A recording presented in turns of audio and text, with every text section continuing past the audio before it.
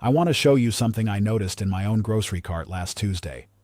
I was standing in the checkout line at Walmart, and I looked down at everything on the belt, and I realized almost everything I was buying had gone up in price over the last 2 years. Some of it was up 20%, some of it more than that. But a few things, just a few, had barely moved at all. And those few things were feeding my family better than the expensive stuff ever did. Nobody talks about this. The grocery industry doesn't want you to know which items hold their value, stretch your dollar the furthest, and actually keep you full. They want you chasing sales on things you don't need. Today, I'm going to give you the full list. 20 budget groceries you should be buying every single week in 2026. Some of these will not surprise you, but I promise you, the one at number 9 stopped me cold when I looked up the actual numbers. You will not believe what that item costs per serving. If you find this kind of content useful, the kind where someone actually does the math so you don't have to, hit subscribe before we get into it. I do this every week. Now let's get into the list. Item number 1, dried lentils. Let me start here because I don't think people take lentils seriously enough. A 1-pound bag of dried lentils at Walmart right now runs about $1.25. That bag makes roughly 10 servings of cooked lentils. That is 12 cents per serving of food that is packed with protein and fiber. I checked this against ground beef, canned chicken, and even dried beans. Per gram of protein, lentils beat almost everything else on the shelf, and they've barely moved in price over the last 2 years while everything around them has climbed. I started making a big pot of lentil soup on Sundays, and it handles lunch for most of the week. I add whatever vegetables I have, some garlic, a can of tomatoes, and it's genuinely something I look forward to. If you are not buying dried lentils every week, you are leaving serious money on the table. Buy 2 bags at a time. They keep for years in a dry pantry. Item number 2, rolled oats. This one I've been buying for years, and it's one of the few items where I genuinely can't find a better deal anywhere. A 42-ounce container of store-brand rolled oats, the Great Value version at Walmart or the Kirkland at Costco, runs between $3 and $4 and gives you close to 30 servings. That is under 15 cents per breakfast. What I started noticing recently is that the branded alternatives, the packets, the instant cups, the flavored pouches, have crept up significantly. Some of those single-serve packets are now more than $1 each. That's 7 times the price for a worse product, because those packets are loaded with sugar and very little oat. Plain rolled oats with a banana and a spoonful of peanut butter. That's a real breakfast for about 40 cents. I make it 3 mornings a week and I never feel like I'm cutting corners. Buy the biggest container you can find. Rolled oats keep for months. They are not going to go bad on you. Item number 3, cabbage. I know, cabbage doesn't sound exciting, but hear me out on the numbers. A whole green cabbage at most grocery stores runs between 80 cents and $1.50 depending on size. That single head can produce 6 to 8 servings of cooked or raw food. I've seen cabbage stay under $1.50 consistently, while other vegetables have jumped dramatically. Cabbage is one of the few vegetables that is both extremely affordable and genuinely versatile. You can roast it, you can sauté it with garlic and butter, you can shred it for tacos, you can make a slaw. I started keeping half a cabbage in my fridge at all times as a fallback vegetable when I run low on other things. The other thing worth knowing is that cabbage stores extremely well. It will last 2 to 3 weeks in your refrigerator if you keep the outer leaves on. That's longer than almost any other fresh vegetable you can buy. If you are throwing away wilted spinach or rotten zucchini regularly, cabbage is the smarter buy. It is patient. It waits for you. Item number 4, canned sardines. This one surprises people every time I mention it, and I understand why. Most people in America associate sardines with something their grandfather ate. But let me tell you what I found out when I actually looked into this. Sardines are one of the most nutrient-dense foods you can buy per dollar. A can of store-brand sardines and olive oil runs about $1.25 to $1.50. That single can delivers more omega-3 fatty acids than most fish oil supplements, plus significant protein, calcium, and vitamin D. I started buying them after I read about what fish like salmon and tuna were actually costing per ounce. Wild-caught canned salmon was running $4 to $6 a can. Sardines give you comparable nutrition for a third of the price. I use them on crackers, in pasta with garlic and lemon, mashed into a sandwich with a little mustard. The tinned fish trend has actually made this easier. There are much better quality sardines available now at still reasonable prices. If you've never given sardines a real try as an adult, this year is the time. They are genuinely one of the best deals in any grocery store. Item number 5. Dried black beans. We talked about lentils, but black beans deserve their own entry because the use cases are completely different. A 1-pound bag of dried black beans runs about $1 to $1.50 at most stores. That bag expands significantly when cooked. You're getting roughly 6 to 8 cups of cooked beans. I use them in burritos, rice bowls, soups, breakfast scrambles. They're one of those ingredients where the more you use them, the more ways you find to use them. The canned version is also a solid value, but the dried version is cheaper and you control the sodium. I cook a big batch on the weekend and keep them in the fridge for the whole week. They reheat perfectly. One thing I'll tell you from experience: soak them overnight and your cook time drops significantly. Skip that step and you'll be standing at the stove for 2 hours. Learn from my early mistakes. Black beans are a cornerstone budget food. If they're not on your weekly list, they should be. They fill you up, they're healthy, and they cost almost nothing. Item number 6. Frozen broccoli. Fresh broccoli is fine when it's on sale, but I want to make the case for frozen broccoli as a weekly staple because the math is actually better than most people realize.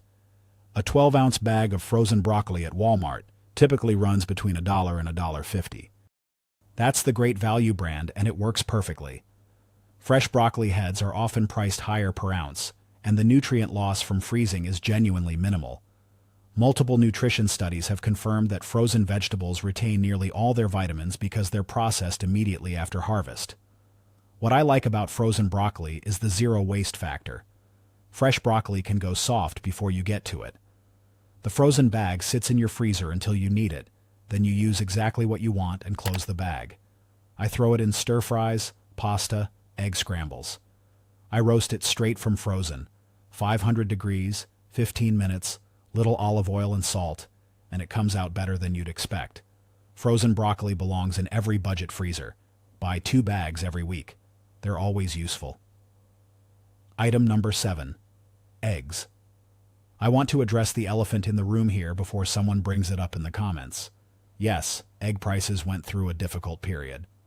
But eggs are still, per gram of protein, one of the best values in any grocery store. A dozen large eggs at Walmart in many markets is back in the $2 to $3 range depending on your region. That's under 30 cents per egg, and each egg delivers 6 grams of protein plus nutrients you genuinely need. Eggs have been the backbone of budget cooking for a reason. They're fast, they're flexible. Scrambled eggs, fried eggs, boiled eggs for salads, eggs in fried rice, eggs stretching a small amount of meat into a full meal. I can make 4 different dinners with a single carton of eggs and a few pantry staples. What I'd recommend now is paying attention to store brand versus name brand pricing at your specific store. The quality difference in standard eggs is minimal. Save the budget for the cage-free or pasture-raised if that matters to you. But the store brand conventional egg still does its job. Eggs every week. Non-negotiable. Item number 8. Brown rice. White rice gets all the attention in budget cooking circles, and I get it. It's cheap and it stores forever, but I want to make the case for brown rice as the smarter long-term buy. A 2-pound bag of brown rice at most stores runs about $2. You're getting roughly 10 servings. Brown rice is higher in fiber and nutrients than white, which means it keeps you full longer, which means you eat less at the next meal. When you're budgeting, satiety per dollar matters. I switched to brown rice about 3 years ago, and I genuinely don't miss white rice. You just need to adjust your cook time. I do the pasta method. Big pot of water, cook it like pasta for about 30 minutes, drain it, and it comes out perfect every time. The other thing I'll say is that brown rice holds up better in reheated dishes. Fried rice with leftover brown rice is something I make once a week. It's one of the most useful skills a budget cook can have. Stock up when you see it on sale. It keeps for years in an airtight container. Item number 9. Chicken leg quarters. Here is the one I promised you. The number that stopped me when I looked it up. Chicken leg quarters, that's the thigh and drumstick attached, are available at Walmart, Aldi, and most discount grocery stores right now for between 49 cents and 79 cents per pound. Not per piece, per pound. I bought a 10-pound bag recently for $5.40. That fed my family 4 full dinners. The cost per serving of protein was under 40 cents. This is genuinely one of the lowest per-pound prices for animal protein that exists in the American grocery market right now. Chicken breast gets all the attention, but leg quarters are more flavorful, more forgiving to cook, and dramatically cheaper. Bone-in skin-on chicken thighs are priced at 2 to 3 times as much, and they are essentially the same piece of meat. I roast a whole bag on Sunday, shred some for tacos, keep some whole for lunches, make stock with the bones. This one item can anchor your entire weekly meal plan. If you are buying chicken breast as your default chicken, even on sale, and you haven't tried leg quarters, this is the week to switch. You will not go back. Item number 10. Peanut butter. Peanut butter has gotten more expensive over the last 2 years. I want to be honest about that, but it is still one of the densest sources of protein and fat per dollar on the shelf. A 16-ounce jar of store-brand peanut butter runs about $2 to $2.50. That jar has about 32 tablespoons. 2 tablespoons delivers 8 grams of protein and healthy fat that keeps you full for hours. That is under 8 cents per serving of genuinely satisfying food. What I want to caution you against is the premium peanut butter trap. The fancy natural brands with the oil on top, the almond butters, the cashew spreads, these are 3 to 4 times the price for comparable nutrition. If you're on a budget, store-brand conventional peanut butter is the call. I go through a jar every week or two. Peanut butter toast as a quick breakfast. Peanut butter on apple slices. Peanut sauce on noodles. It's one of the most versatile items in my pantry. Buy the large container when you can find it. The price per ounce drops significantly. Item number 11. Bananas. Bananas are the one fresh fruit that has remained stubbornly, beautifully cheap in the American grocery market for decades. Most stores price them between 19 and 29 cents per pound. A single banana weighs about 4 ounces, so you're paying about 5 to 7 cents per banana. Nothing else in the produce section comes close to that price-to-nutrition ratio. Bananas are also portable, require no preparation, and have a reasonable shelf life. I buy a bunch every week without thinking about it. They go with peanut butter, they go in oatmeal, they freeze perfectly if you're not going to get to them. Frozen bananas are the base for the easiest homemade smoothie you can make. The insider move here is watching for the markdown rack. Every grocery store has a spot where they put bananas that are turning. Extra spots, heavily freckled. They're usually marked down to 10 or 15 cents per pound. Those are the best bananas for smoothies and banana bread. I grab them whenever I see them. Never skip bananas. They are reliably cheap, reliably good, and reliably useful. Item number 12. Canned tomatoes. This one I consider a non-negotiable pantry item, and I think most experienced cooks would agree. A 28-ounce can of crushed or diced tomatoes runs about $1 to $1.25 at most stores. That single can is the base for pasta sauce, soups, chili, shakshuka, braised meat, rice dishes. It is one of the most useful canned goods in existence. What I buy is the store brand. I've done side-by-side comparisons, and for cooked applications, things where the tomatoes are being cooked down for 20 minutes, I cannot tell the difference between the store brand and anything that costs twice as much. The one thing I will splurge on is whole San Marzano tomatoes for dishes, where the tomato flavor really needs to shine. But for everyday cooking, great value crushed tomatoes are the call. I keep 8 to 10 cans at a time. Buy a case when they go on sale. They have a 2-year shelf life. This is one of the safest pantry investments you can make. Item number 13. Frozen corn. Frozen corn deserves a spot alongside frozen broccoli as a permanent freezer staple for budget households. A 12 to 16-ounce bag of frozen corn runs about $1 to $1.25. It goes into soups, chili, rice dishes, quesadillas, and works as a side vegetable in under 5 minutes. The sweet corn flavor holds up well from frozen, arguably better than out-of-season fresh corn. I started keeping frozen corn in my freezer after I noticed how much money I was spending on canned corn that had added salt and preservatives. Frozen is cleaner and cheaper. I use it straight from the bag. Just toss it in the pan still frozen, and it heats through quickly. The other move is mixing it with black beans, a little cumin and lime, and using it as a burrito filling. That combination costs almost nothing, and it's genuinely satisfying. Frozen vegetables often get underestimated. Corn is one of the best arguments for keeping your freezer stocked year-round. Item number 14. Dry pasta. Pasta has been a budget staple for so long that people almost take it for granted, but I want to draw your attention to what's been happening with prices in this category, because there's a meaningful difference between the smart buy and the lazy buy. Store-brand dry spaghetti or penny at Walmart runs about $1 for a 1-pound box. That box is 4 to 5 servings. At national brand prices, Barilla, DiCecco, you're paying 2 to 3 times that for pasta that in a cooked dish with sauce is genuinely difficult to distinguish. I made the switch to store-brand pasta years ago, and I've never looked back. The one exception is if you're doing a dish where the pasta really matters, a simple cacio e pepe or a pasta with just olive oil and garlic. In that case, spend the extra $1. For everything else, pasta bakes, pasta soups, pasta with jarred or homemade tomato sauce, the store brand is the right call. Keep 4 to 6 boxes in your pantry. It is the ultimate quick dinner backup. Item number 15. Carrots. Carrots are one of the most underrated vegetables in the budget cooking world, and I think it's because people associate them with diet food and not real cooking. A 2-pound bag of carrots runs about $1 to $1.30 at most stores. That's a huge amount of vegetable for very little money. Carrots store for weeks in the refrigerator. They work roasted, in soups and stews, raw as a snack, pureed into sauces to add body and sweetness.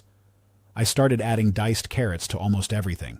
Ground meat dishes, lentil soups, tomato sauce. They disappear into the dish and add nutrition and sweetness without adding cost. My kids eat them roasted with a little olive oil and honey without complaint. The other thing worth knowing is that carrots are an excellent snack replacement. A bag of carrots with hummus or peanut butter is more filling than chips or crackers at a fraction of the cost.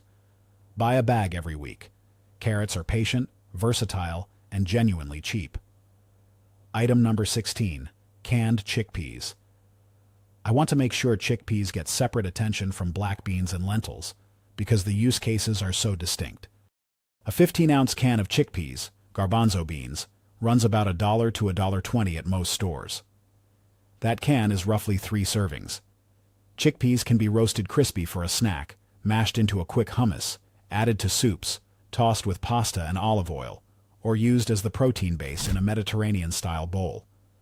What I started doing last year is keeping a can of chickpeas as an emergency protein.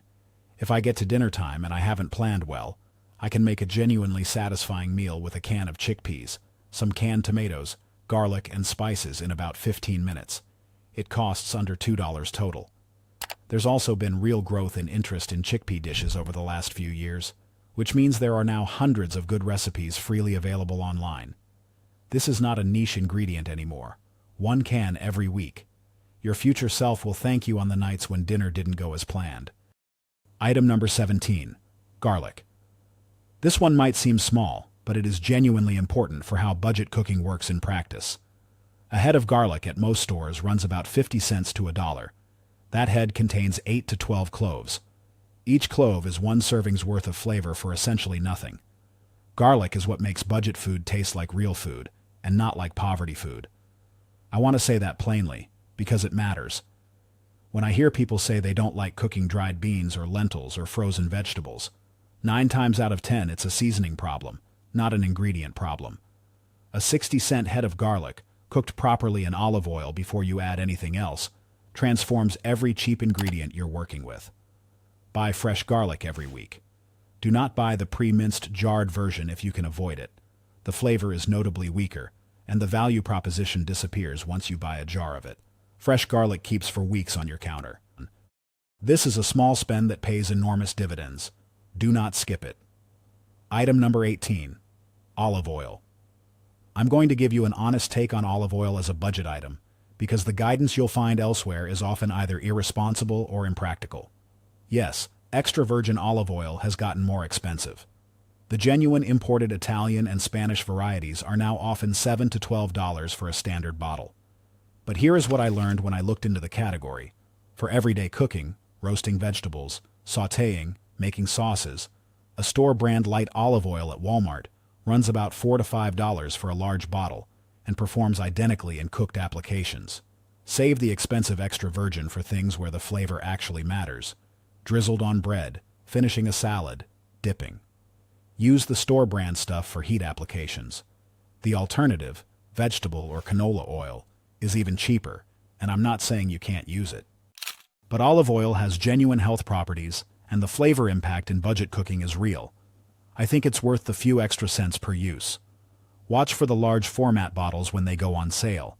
The per ounce price drops significantly, and olive oil has a long shelf life if stored properly, away from light and heat. Item number 19. Plain Greek yogurt. Greek yogurt has become my go-to protein source for breakfasts and snacks, and the price difference between store brand and name brand in this category is significant. A 32-ounce container of store brand plain Greek yogurt at most stores runs about $4 to $5. That's 8 half-cup servings, each with 11 to 14 grams of protein. The name brand versions, Chobani, Phage, are often $7 to $9 for the same size. I blind tasted my own family on this. Nobody could reliably tell the difference when the yogurt was mixed with fruit and a little honey. The store brand won on every metric except the brand name on the lid. What I use it for: breakfast with banana and oats, substitute for sour cream in recipes, base for salad dressings, mixed with cucumber and garlic as a sauce. It is one of the most versatile refrigerator items I keep. The tip here is to buy the large plain container and flavor it yourself. The individual flavored cups are 3 to 4 times the price per ounce and are loaded with sugar. Item number 20. Sweet potatoes. I want to end this list with something that I think is one of the most undervalued items in the produce department. Sweet potatoes run about $1 to $1.50 per pound at most stores. A single medium sweet potato is a complete, satisfying side dish, or with toppings, a complete meal. It has fiber, vitamins, natural sweetness, and it fills you up genuinely well. What I love about sweet potatoes for budget cooking is how little work they require. Scrub them, poke with a fork, bake at 400 degrees for 45 minutes. That's it. You don't need a recipe. You don't need special ingredients. You can top them with literally whatever you have. Black beans, Greek yogurt, leftover chicken, just butter and salt. I started making 2 or 3 baked sweet potatoes at the beginning of the week as a ready-made side dish or quick lunch. They reheat well. They keep in the fridge for 5 days without issue. Sweet potatoes are one of those items where the price-to-satisfaction ratio is so high that I genuinely wonder why more people don't build their weekly meals around them. They are filling, flavorful, nutritious, and cheap. That combination is rare. Here is the pattern I want you to see across all 20 of these items. None of them are exciting. None of them are trending on social media. None of them come with a celebrity endorsement or a fancy package. They are the foods that have fed people reliably and affordably for generations, and they continue to do that today even as everything around them has gotten more expensive. The grocery industry makes its money on the middle of the store, the processed, packaged, convenience items where the margins are highest. The real value in any grocery store is at the edges and in the simple staples that don't require a brand to work. What I want you to take from this list is not just the 20 items. I want you to take the approach. Buying in the largest quantity that makes sense for your household. Choosing store brands in categories where the quality difference is minimal. Anchoring your meals around the protein and the staple, chicken leg quarters and rice, black beans and sweet potato, eggs and oats, and building outward from there. Most people won't change how they shop until they get genuinely squeezed. By then, a lot of the habits are already set, and the damage is already done. You're watching this now. That means you still have time to get ahead of it. $1 saved on groceries this week is $1 that stays in your household. Do it consistently, every week, and the number starts to mean something over the course of a year. If this list helped you, share it with someone in your family who does the grocery shopping. Not everyone knows what's sitting on those shelves waiting to stretch their budget. And subscribe if you haven't already, because next week I'm going into the warehouse club strategy, the specific items at Costco and Sam's Club where the bulk buy actually makes sense, and the ones where it quietly doesn't. I'll see you then. Take care of yourselves out there.